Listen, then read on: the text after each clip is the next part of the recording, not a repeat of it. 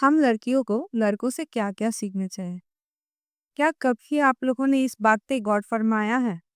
देखिए, हर जेंडर के हिसाब से कुछ पॉजिटिव बातें होती है, कुछ नेगेटिव बातें होती हैं। मैं नेगेटिव को आज दरकिनार करती हूँ, मैं आज पॉजिटिव बातों के बारे में बात करती हूँ।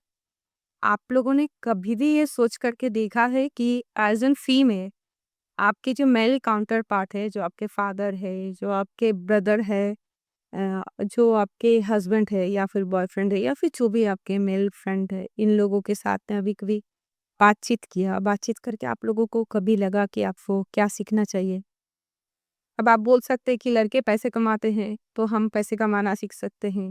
या फिर कोई बोल सकता है कि लड़के फिज़िकली स्ट्रॉन्ग होते हैं, तो हमें उनसे फिज़िकली स्ट्रॉन्ग होने की बात सीखनी चाहिए। या फिर आप बोल सकते हैं कि अ, हर एक जो मेल होता है, उसके अंदर में एक रिस्पेक्ट की भावना होती है कि उसको हर जगह से रिस्पेक्ट मिलनी चाहिए। वो बहुत तोल-मलोल के ही बातें करते हैं। जैसे हम लड़कियों में एक बात होती है कि हम लोगों के मुँह में जो बात आती है या फिर मन में आती है, हम लोग नॉन स्टॉप बातचीत करते हैं। बट सामने वाले आप मेल लोगों को ज़्यादातर देखिएगा, तो वो लोग इस तरीके से बातचीत करते हैं, जितना बोलना चाहिए उतना ही बोलते हैं, उससे ज़्यादा ना कम वो लोग नहीं बोलते हैं। तो आपको शायद लग सकता है कि आप लोगों को ये सारी चीज़ें सीखनी चाहिए। हाँ, कहीं न कहीं ये सारी चीज़ें सीखनी चाहिए। लेकिन उससे भी ना बड़ी 2 बात है उन लोगों से सीखने के लिए।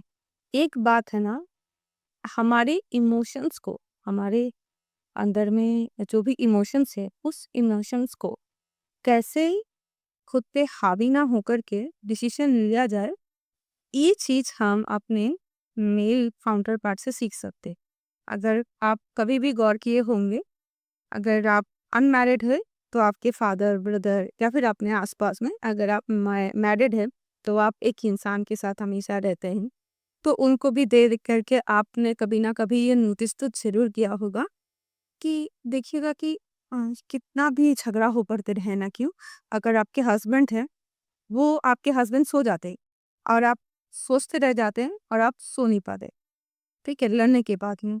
या फिर आप देखिएगा कि किसी के ऊपर में आपके हस्बैंड जो या फिर आपके फादर जो मन ही मन में बहुत गुस्सा है, लेकिन मुँह से जब वो सामने से मिलते हैं ना, एकदम नॉर्मल तरीके से मिलते हैं कि जैसे कुछ तो हुआ ही नहीं, जैसे कुछ तो दिक्कत ही नहीं हुआ है, इस तरीके से वो लोग मिलते हैं।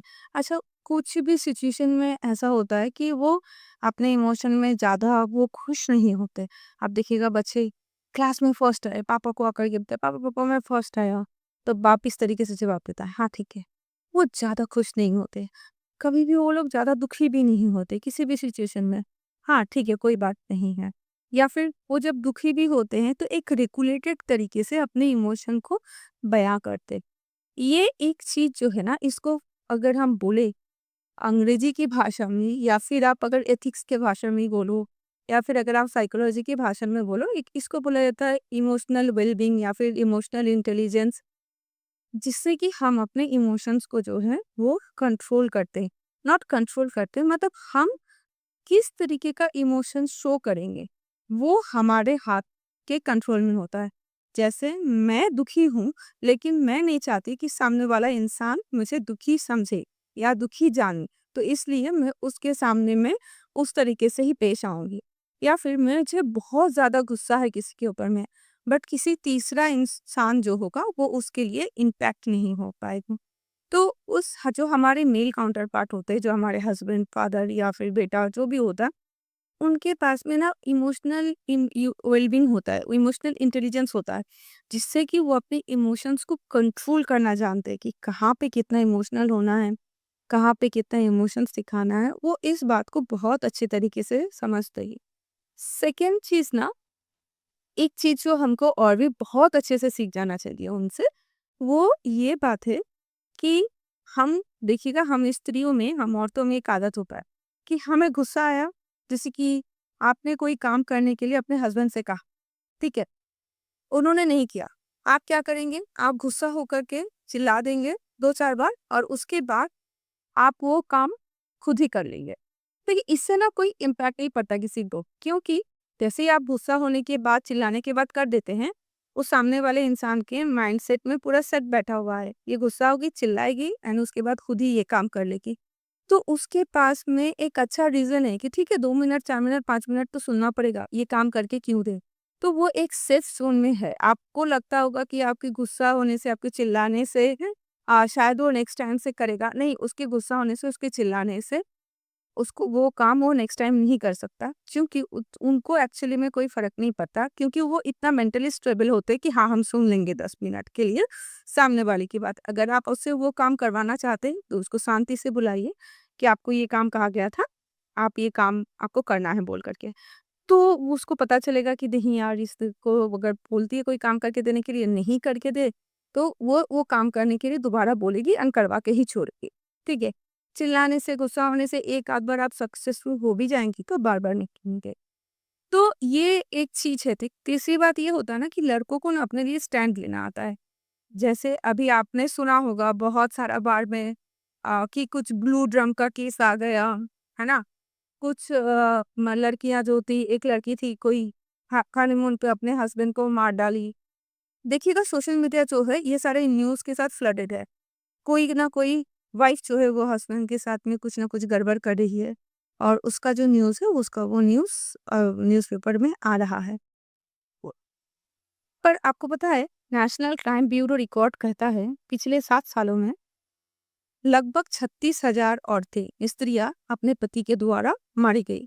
यहाँ पे किसी रिलीजियन स्पेसिफिक बात नहीं करी, ना ही किसी कास्ट स्पेसिफिक बात करी, मैं एक होलसम बात करी। और सिर्फ 735 हस्बैंड्स को वाइफ लोगों ने मारा।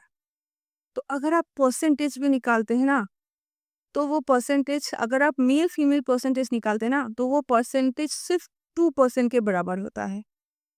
अ, उसके बाद में अगर आप देखे होंगे, लड़कों लोगों का आजकल बहुत ज़्यादा सोशल मीडिया पे एलिमनी, एलिमनी, एलिमनी करके वो लोग चिल्लाते रहते हैं कि एलिमनी देती है, सारी लड़कियाँ ऐसी होती हैं, एलिमनी लेकर के भाग जाते हैं। आप अपने आस-पास थोड़ा-सा नज़र घुमा के देखिए, देखिएगा कितने सारे कपल्स का डिवोर्स हुआ है। आप पाइएगा जितने कपल्स का तो आपके हिसाब से इनको तो डिवोर्स ले भी लेना चाहिए था, वो लोग भी रिलेशनशिप में बने हुए हैं और डिवोर्स नहीं ले रहे हैं। और अगर हम अकॉर्डिंग टू स्टैटिस्टिक और डेटा की बात करें, तो हमारे यहाँ पे ऑलमोस्ट 96-97% लोग शादियाँ करते हैं, और आप इस 96-97% शादियों में लगभग 80 से 82% शादी में लड़के वाले किसी न किसी टाइप के दहेज तो ज़रूर लेते हैं। और उस जो हम मानते हैं कि ऑलमोस्ट, अगर मैं एक रफली फिगर मानूँ कि इंडिया में 90% लोग शादी करते हैं, तो उस 90 जन में से सिर्फ़ 1 जन का डिवोर्स होता है। सिर्फ़ इंडिया में अभी भी डिवोर्स रेट जो है सिर्फ़ 1% है। अर्बन एरिया में थोड़ा ज़्यादा है, गाँव के एरिया से, तो वो 2 से 3% है। मतलब अगर 90 जनों ने शादी किया है, तो 3 लोगों ने एलिमनी लिया है। सॉरी, 3 लोगों ने डिवोर्स लिया है। तो मान के चलिए अगर कितनी भी लड़कियाँ एलिमनी ले लेगी, तो सिर्फ़ 3 ही लड़कियाँ ले सकती है आउट ऑफ 90। 3 लड़कियाँ जो है वो एलिमनी के लिए अप्लाई कर सकती है, बिकॉज़ उन्होंने डिवोर्स दिया है, बाकी तो कर ही नहीं सकती। पर कितना डिस्कशन होता है सोशल मीडिया में कि लड़कियाँ एलिमनी ले लेती है, लड़कियाँ गोल्ड डिगर होता है। लड़कियाँ गोल्ड डिगर होते हैं, इस तरीके से। ब्लू ड्रम के केस के चक्कर में तो लड़का लोगों को शादी करने में बहुत डर लगने लगा है। तो इससे क्या समझ में आता है कि उनकी ऊपर में थोड़ी-सी भी खरोंच आए ना, वो प्रोटेस्ट करने पे लगते हैं। वो अपने को आपको बचाना जानते हैं, सेफगार्ड करने जानते हैं। लेकिन ये चीज़ जो है वो हमारे फीमेल में मिसिंग है। हमारे ऊपर में खरोंच आती है तो पहला खरोंच हम सहते, दूसरा खरोंच हम सहते, तीसरा खरोंच पे हम ये नहीं सोचते कि हमें प्रोटेस्ट करना है या फिर जवाब देना है। हम ये सोचते हैं कि ये हमारी किस्मत है और हमें तो यही किस्मत लेकर के आगे बढ़ना चाहिए।